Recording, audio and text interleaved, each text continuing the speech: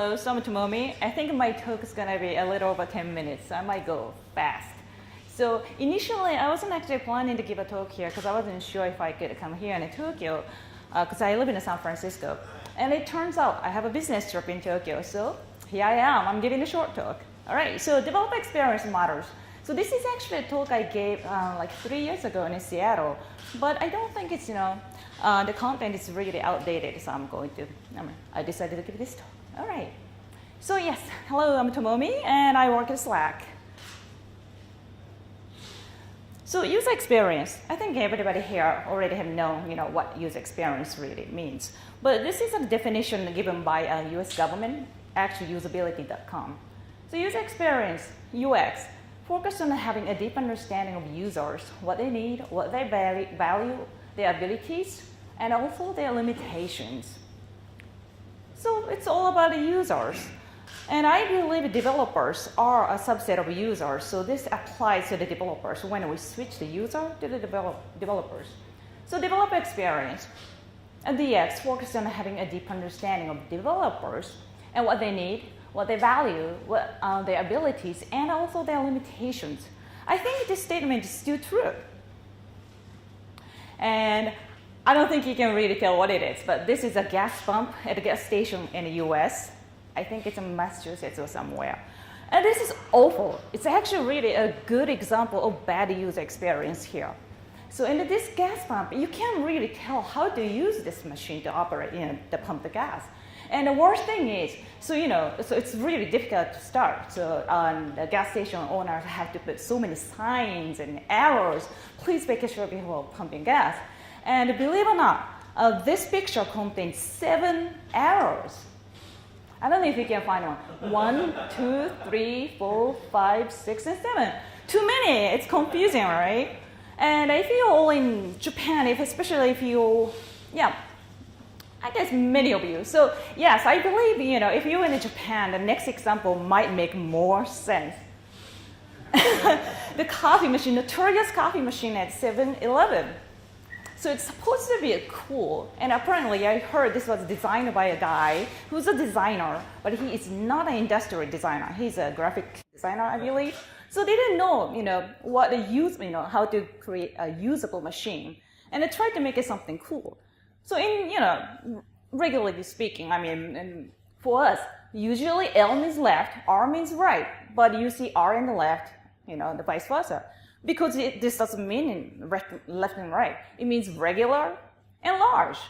People can't really understand it. So somebody, a store owner has to put so many, stickers and, oh my gosh, more errors.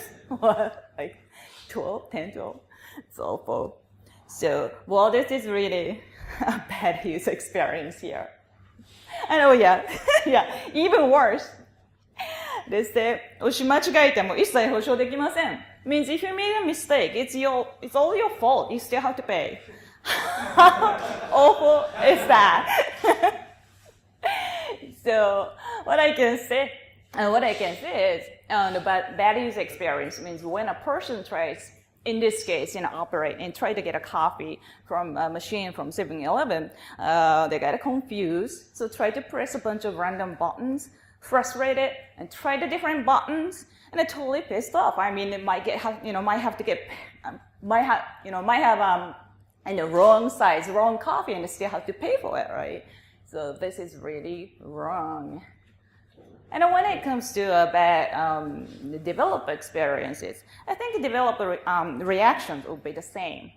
So let's say when a developer gets bad API, I would say API with poorly written documentations, or maybe no code sample, what happens? So developer get really confused, and then just try out a bunch of different methods and get frustrated and try a different method. It's just so pissed afterwards. So the reaction will be the same, I would say. So when I'm talking about a developer-centric products and offerings, so I can kind of list it out, those like developer platform, APIs, SDK tools, and developer portal. Could be doc, tutorials, and get started guide, and a code sample and all those.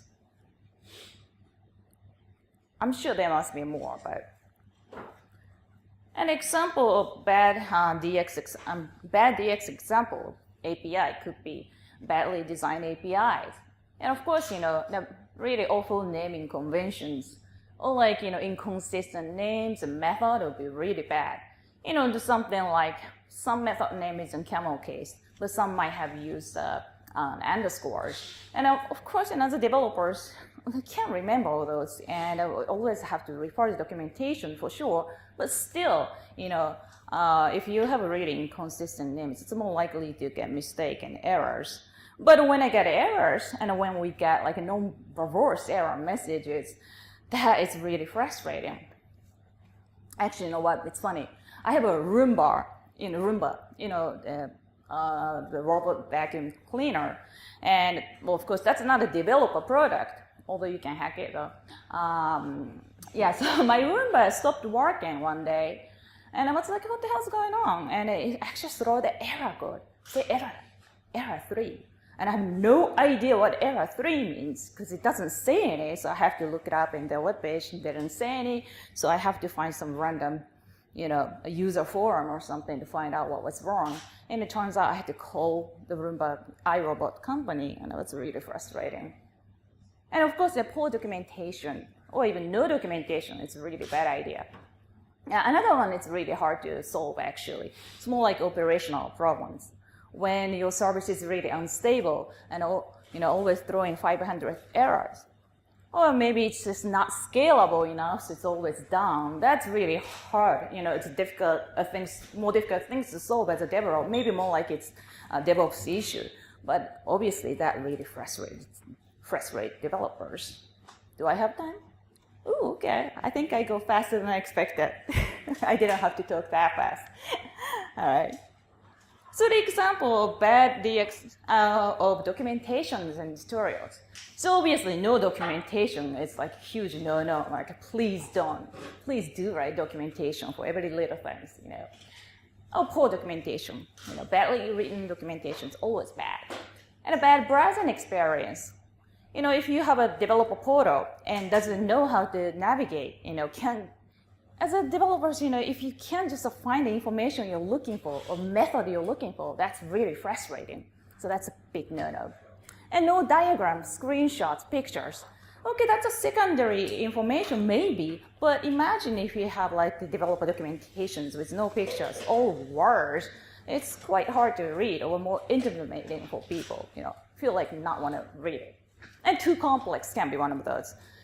Some APIs, if you're offering just REST APIs and such, maybe you need only minimal documentations. Maybe developers can just figure it out. But it's not always the case, Many times we had a really more complex, like our case, like a Slack API is not that easy to get started. And if documentation is too complex, well, we're not gonna get developers build any apps. And outdated material is another one. I mean, it's okay, of course, sometimes we have to deprecate services and stuff. But if outdated material is not stated as outdated or doesn't have any information, obviously you don't know. And too much marketing content is another one. Sometimes, the marketing content is necessary, but if sometimes, there's too much fluff and you can't really find the information you're looking for, that's definitely a frustrating point. And the PDF everything. I've seen this actually, believe it or not. API docs, not white paper stuff. Giving the option is great, but you still need a web page, obviously. But glad most people don't do it. So user-friendliness is another one. So actually this is a tweet from somebody. Say user-friendly copy can be growth strategy. And both of these the messages convey the same point. Which would you rather use? I actually have to say this. So, again, I told you I gave this same talk before, 3 years ago. And back in the time, I was not working at Slack. So now I work at Slack. So I think it's kind of unfair to give this slide. So I actually redacted. The original tweet has company name here in logo, but I just hid it. To be fair. So I can say, I should have actually updated this screenshot because it's old, but you know what I mean, it's old logo. So we actually try to have a developer friendliness in the documentations too, and try to encourage developers to actually read and learn.